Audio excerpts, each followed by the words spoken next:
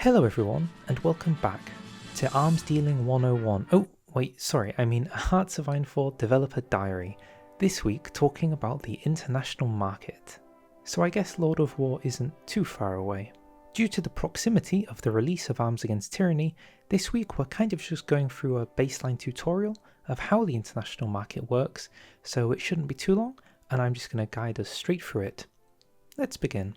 So the dev diary begins by going through some of the features, intents and goals of what they wanted to do when creating the international market. The key point was to basically implement a way where nations can buy and sell things, where both nations get positive rewards without necessarily having to play into the need of creating an economic mechanic in the game, such as money. And the international market is what we got out of it. Okay, so in its simplest form, the international market is basically three screens. The one you can see on screen, which is going to be your contract page, your active contracts, the buy equipment screen, and the sell equipment screen. So now, when you hit the diplomacy button, this is what you should see on the initial load up of your Hoi 4 campaign. You should basically have no ongoing contracts, and the options to buy and sell things will begin to appear as nations start to put equipment out there for you to buy or sell. The old open diplomacy button though is still available at the bottom of the screen, if you wanted to make use of that feature. So before you can even start trading with people, you have to make sure that you've got market access with them, which is one of the two small buttons you can see over there. By default, all master nations will have access to their subjects' markets. So as you can see here, Britain has access to all of its colonies. But for people who are not your colonies, you'll have to go around negotiating market access. So as you can see in the bottom image, initially you will just have to ask them, but luckily the game actually has some options that are enabled at the start to auto-send and auto-accept negotiate market access. This basically means if you want to be able to trade with 30 different nations, you don't have to individually ask 30 different nations that you want to trade with them.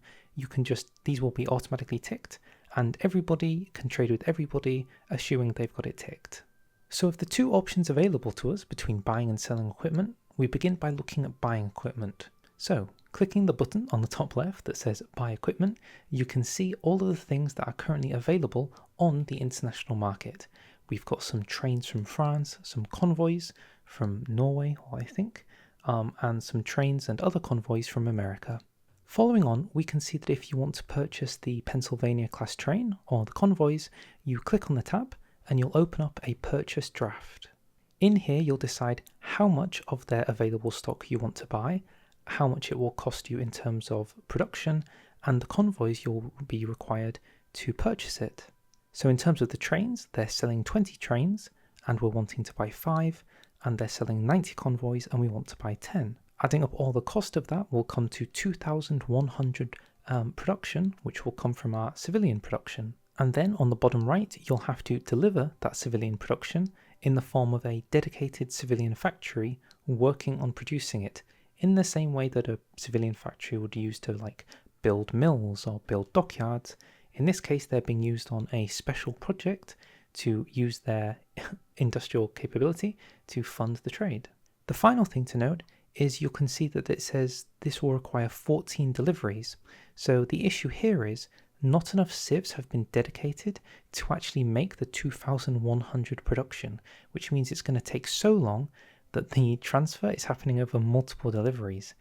If they increased the amount of civs dedicated to this up to a maximum of 15, then the deliveries will be shortened and you can have your trains and convoys in a much shorter time. This is demonstrated further on, where we can see that in this case they've gone with 5 civs to get to 2,800, and the deliveries have gone right down to 4. So each delivery is per month, so in 4 months they will have everything delivered.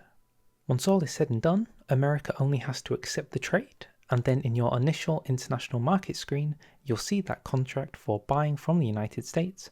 You'll see the civs that you're putting out, there's the 5. You'll see the amount of convoys you're required to do so.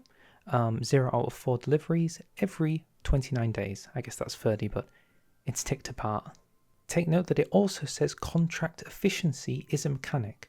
So if you're, for example, Britain trading with America and German submarines are sinking your convoys, contract efficiency will go down, and it may take even longer for you to complete a contract, which could be annoying in a wartime situation. Okay, so that's buying done. In short, you put away some civs, like a special project, for a series of months, and in a bit you will receive some equipment that you've purchased delivered by convoys. Pretty straightforward. So what happens when you sell equipment? Well, you'll be introduced to the screen that you see here with the option to add equipment to the market. In this screen, it will basically open up your logistics of any available spare equipment you have lying around that you have the ability to sell. Note that you can only sell things that you have in surplus. So even if you were producing 20 guns a day and you were 1k in deficit for guns, you could not put half of those daily gun produce onto the international market. You can only dedicate things that you've actually built to be sold. This is different, of course, from a lend-lease, where you can actually choose to dedicate your production output as a percentage ratio to be sent to somebody. In this, only things you have built in surplus can be sold. Going on to sell things, it's kind of similar to buying things, except in reverse. So on the top, you can see what you've got in surplus in your stockpile, and you can just choose to add what you want onto the market, whether 1, 10, 100, or just click it and do everything. The only major change to take attention to on this screen is in the bottom left is a price. So as we saw earlier, when you buy something, you'll have to dedicate a civ to effectively building to get to that IC number to, in this case, 3,759. From the seller's perspective, they get to determine what that number is, but only between three options. Normal, 25% more expensive, or 25% cheaper. The devs say they did this to ensure there was some balance and the game wasn't getting too caught up on being an economic simulator. The core focus here was you put things on the market to sell and people can buy them just as they are for what they are actually worth. But if you want to make things slightly more expensive to make a profit, or you just have tons of stuff laying around that you want to get rid of, you can sell it cheap. The end result of that, of course, will be that anybody who buys your equipment will either be having to spend more civilian factories to pay for your stuff, or the opposite. It'll be less civilian factories and they'll get their shipments faster. Once you've finally settled on how many things you're willing to sell, in our example image here, we can see that we're selling 25 trains. You'll eventually get some offers, maybe from Portugal or Sweden, for them wanting to buy your trains. Next up, you'll get a wholesome little request in which you can choose to accept their desire to buy things. If we go to the beginning, you may remember that there was an option to automatically accept purchase requests. So if you wanted, you could even get rid of this aspect of the game entirely, just stick things on the market and forget about it for the rest of the game. It's none of your problem anymore. Of course, the flip side of that could be that the people that you're going to be fighting in a war may be purchasing equipment from you that they're going to use against you. So just perhaps be cautious of that. Once all is said and done, you've put some stuff up to sell and you're buying some things from other people, your initial international market screen will look like this with all of your contracts laid out. So the United States, we were buying from them and we're putting 5 civs out to get their trains, I think, and also we're selling trains to Sweden and Portugal. A lot of trains being sold on this market, a lot of trains indeed. As the game heads into late game, you may find that the international market starts to get clogged up a bit. So to help alleviate this, there have been some sorting and filtering categories that you can take advantage of. So you can sort the list by country, and you can also sort it by EC cost, or you can use the filter to sort by country. Here we can see the United States stuff, or you can filter by equipment type, so the infantry and artillery stuff, tanks and probably motorized, planes and convoys, but not ships. You cannot trade ships on the international market. One of the final features they've got lined up for us on the international market are subsidies. So these are really kind of rare things that are only going to be seen from like focus trees and decisions to give you very specific bonuses towards trading specific equipment types or maybe trading with specific countries. So in the example we can see here, if you're trying to purchase some planes from the United Kingdom, some Hawker Furies, when you're purchasing them, you can get a 1000 EC subsidy, which will effectively help contribute towards getting to the 3400 EC required to purchase the 100 planes. But again, super rare because they kind of only come from focuses or decisions, so they're not something you'll see widely used across the game. So in this image we can actually see the subsidy in action, where as a baseline with the factories we are given, we're getting plus 15 per day towards the monthly output we need. But in addition to that, the subsidy is equaling that 15 output, effectively doubling what you're getting out of these contracts. So maybe you were thinking it was too expensive or too long to do a contract. If you have a subsidy for it, it's quite literally halved in terms of cost output. So that's pretty good.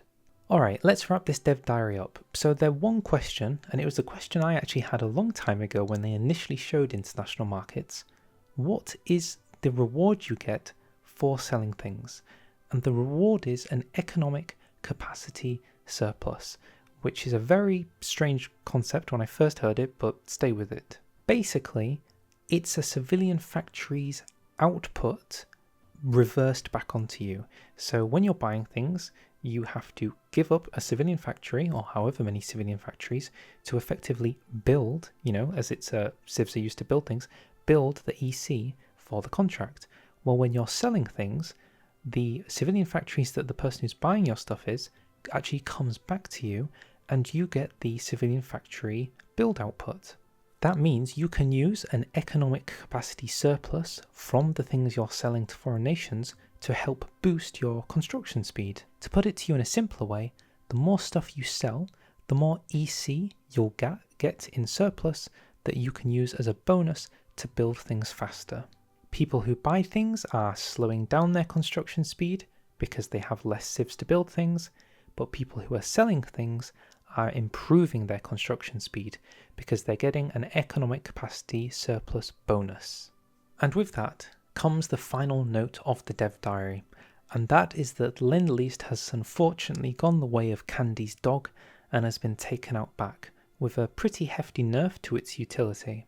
So the utility of Lend-Lease has been reduced somewhat dramatically in the fact that, for example, subjects can no longer always use Lend-Lease. So if you like to give your master convoys to try and boost your autonomy, that's going to be slightly more difficult unless world tension is high. In fact, across the board, world tension is basically a very key figure, making sure that fascist and communist nations will also struggle to be able to Lend-Lease their allies, and nations who have changed up trade laws will also be struggling. The dev diary ends by showing us the worst case scenario of a closed economy, where Lend-Lease tension limit is up 40%, so very difficult, and added onto that, you can no longer access international markets, unless you have a puppet. But other than your puppet, that's it. So, that is the international market. Buying things by using your civs, selling things, and getting civ output. Very key difference there. How useful it will actually be in gameplay, well, I suppose that remains to be seen, but I do have some concern to the Lend-Lease being shot in the head, because I distinctly recall how Lend-Leasing to your master, especially in the early game, was a pretty useful way to you to get out of the being a puppet situation.